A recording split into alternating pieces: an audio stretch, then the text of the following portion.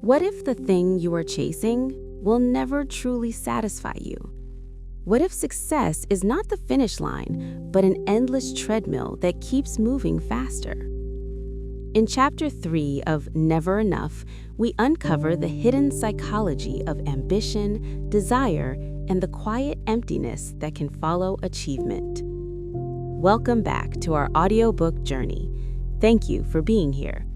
Find a quiet space, take a slow breath, and allow yourself to reflect as we continue. And now, Chapter 3. Do crazy things.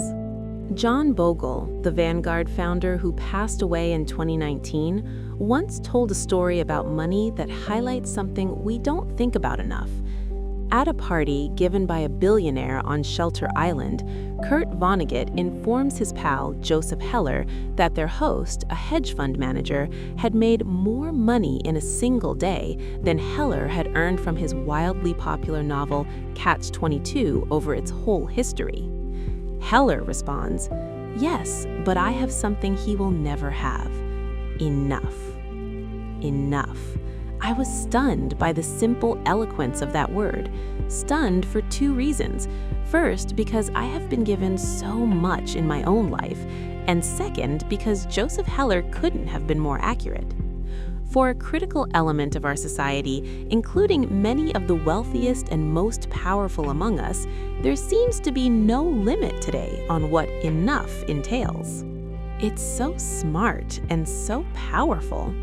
Let me offer two examples of the dangers of not having enough and what they can teach us. Rajat Gupta was born in Kolkata and orphaned as a teenager. People talk about the privileged few who begin life on third base. Gupta couldn't even see the baseball stadium. What he went on to achieve from those beginnings was simply phenomenal. By his mid-40s, Gupta was CEO of McKinsey, the world's most prestigious consulting firm. He retired in 2007 to take on roles with the United Nations and the World Economic Forum. He partnered on philanthropic work with Bill Gates. He sat on the board of directors of 5 public companies. From the slums of Kolkata, Gupta had quite literally become one of the most successful businessmen alive. With his success came enormous wealth. By 2008, Gupta was reportedly worth $100 million. It's an unfathomable sum of money to most. A 5% annual return on that much money generates almost $600 an hour, 24 hours a day. He could have done anything he wanted in life. And what he wanted, by all accounts, wasn't to be a mere centimillionaire. Rajat Gupta wanted to be a billionaire, and he wanted it badly. Gupta sat on the board of directors of Goldman Sachs, which surrounded him with some of the wealthiest investors in the world. One investor, citing the paydays of private equity tycoons, describes Gupta like this: "I think he wants to be in that circle. That's a billionaire circle, right? Goldman is like the 100s of millions circle, right?" Right. So Gupta found a lucrative side hustle. In 2008, as Goldman Sachs stared at the wrath of the financial crisis, Warren Buffett planned to invest $5 billion into the bank to help it survive. As a Goldman board member, Gupta learned of this transaction before the public. It was valuable information. Goldman's survival was in doubt, and Buffett's backing would surely send its stock soaring. 16 seconds after learning of the pending deal, Gupta, who was dialed into the Goldman board meeting, hung up the phone and called a hedge fund manager named Raj Rajaratnam. The call wasn't recorded, but Rajaratnam immediately bought 175,000 shares of Goldman Sachs, so you can guess what was discussed. The Buffett-Goldman deal was announced to the public hours later. Goldman stock surged. Rajaratnam made a quick $1 million. That was just one example of an alleged trend.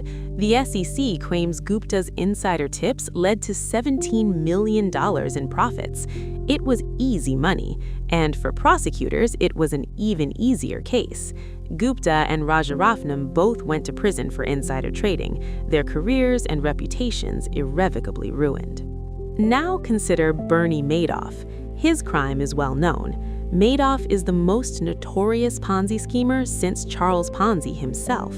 Madoff swindled investors for 2 decades before his crime was revealed, ironically just weeks after Gupta's endeavor. What's overlooked is that Madoff, like Gupta, was more than a fraudster. Before the Ponzi scheme that made Madoff famous, he was a wildly successful and legitimate businessman. Madoff was a market maker, a job that matches buyers and sellers of stocks. He was very good at it. Here's how the Wall Street Journal described Madoff's market-making firm in 1992. He has built a highly profitable securities firm, Bernard M. Madoff Investment Securities, which siphons a huge volume of stock trades away from the big board. The $740 million average daily volume of trades executed electronically by the Madoff firm off the exchange equals 9% of the New York exchanges. Mr. Madoff's firm can execute trades so quickly and cheaply that it actually pays other brokerage firms a penny a share to execute their customers' orders, profiting from the spread between bid and ask prices that most stocks trade for. This is not a journalist inaccurately describing a fraud yet to be uncovered. Madoff's market-making business was legitimate. A former staffer said the market-making arm of Madoff's business made between $25 million and $50 million per year. Bernie Madoff's legitimate, non-fraudulent business was by any measure a huge success. It made him hugely and legitimately wealthy. And yet, the fraud. The question we should ask of both Gupta and Madoff is why someone worth hundreds of millions of dollars would be so desperate for more money that they risked everything in pursuit of even more. Crime committed by those living on the edge of survival is one thing. A Nigerian scam artist once told the New York Times that he felt guilty for hurting others, but poverty will not make you feel the pain. What Gupta and Madoff did is something different. They already had everything: imaginable wealth, prestige, power, freedom, and they threw it all away because they wanted more. They had no sense of enough. They are extreme examples, but there are non-criminal versions of this behavior. The long-term capital management was staffed with traders personally worth tens and hundreds of millions of dollars each, with most of their wealth invested in their own funds. Then they took so much risk in the quest for more that they managed to lose everything. In 1998, in the middle of the greatest bull market and strongest economy in history. Warren Buffett put it later. To make money they didn't have and didn't need, they risked what they did have and did need. And that's foolish. It is just plain foolish.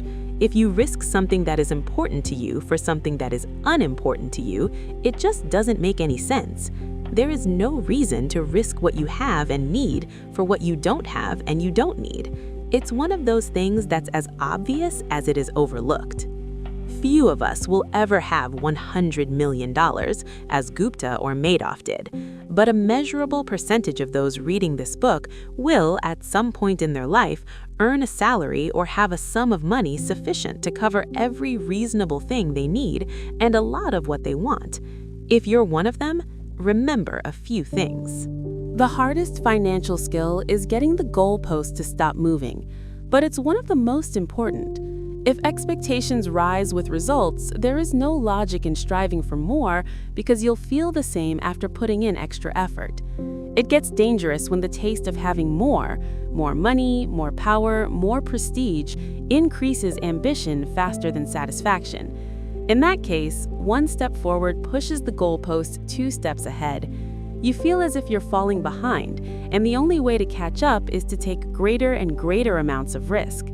Modern capitalism is a pro at 2 things: generating wealth and generating envy.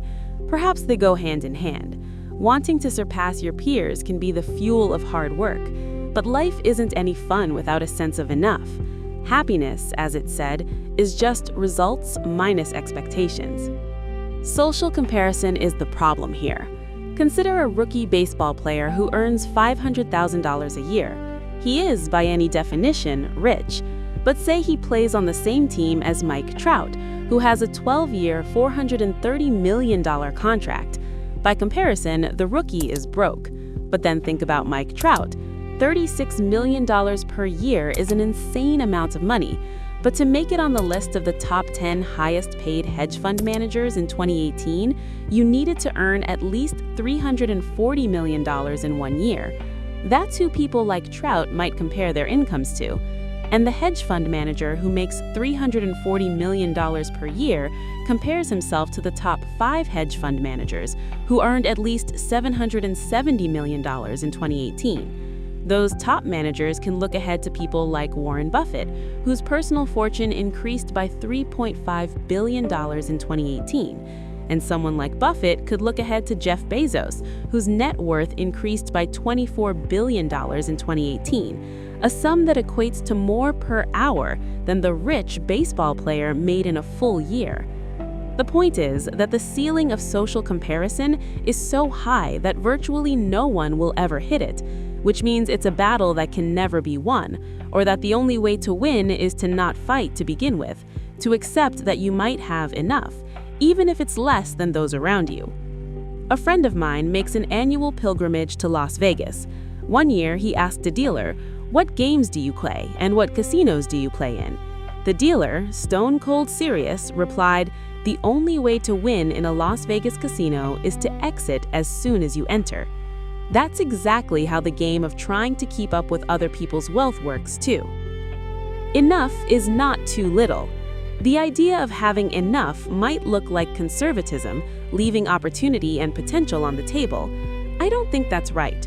Enough is realizing that the opposite, an insatiable appetite for more, will push you to the point of regret. The only way to know how much food you can eat is to eat until you're sick. Few try this because vomiting hurts more than any meal is good. For some reason, the same logic doesn't translate to business and investing, and many will only stop reaching for more when they break and are forced to. This can be as innocent as burning out at work, or a risky investment allocation you can't maintain. On the other end, there's Rajat Guptas and Bernie Madoffs in the world, who resort to stealing because every dollar is worth reaching for, regardless of consequence. Whatever it is, the inability to deny a potential dollar will eventually catch up to you. There are many things never worth risking, no matter the potential gain. After he was released from prison, Rajat Gupta told the New York Times he had learned a lesson. Don't get too attached to anything, your reputation, your accomplishments, or any of it. I think about it now, what does it matter? Okay, this thing unjustly destroyed my reputation. That's only troubling if I'm so attached to my reputation. This seems like the worst possible takeaway from his experience, and what I imagine is the comforting self-justifications of a man who desperately wants his reputation back, but knows it's gone. Reputation is invaluable. Freedom and independence are invaluable. Family and friends are invaluable. Being loved by those who you want to love you is invaluable. Happiness is invaluable. And your best shot at keeping these things is knowing when it's time to stop taking risks that might harm them, knowing when you have enough. The good news is that the most powerful tool for building enough is remarkably simple and doesn't require taking risks that could damage any of these things. That's the next chapter.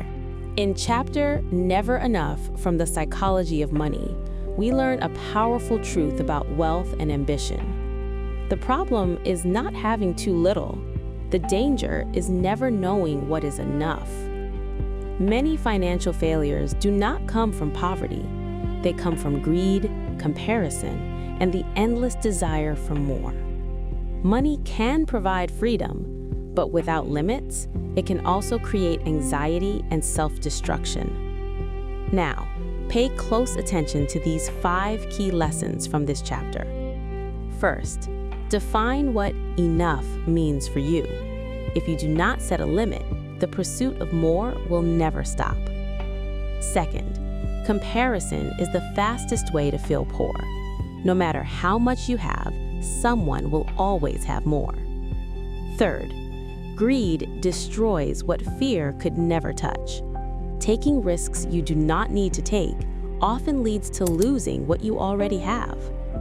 Fourth, true wealth is control over your time and decisions. Money is valuable when it gives you freedom, not pressure. Fifth, play a game you can survive. Long-term success matters more than short-term victory. Before you chase more, ask yourself one simple question: what is enough? Because the most dangerous financial decision is not knowing when to stop. Thank you for watching. Reflect on these lessons, and we will continue in the next chapter.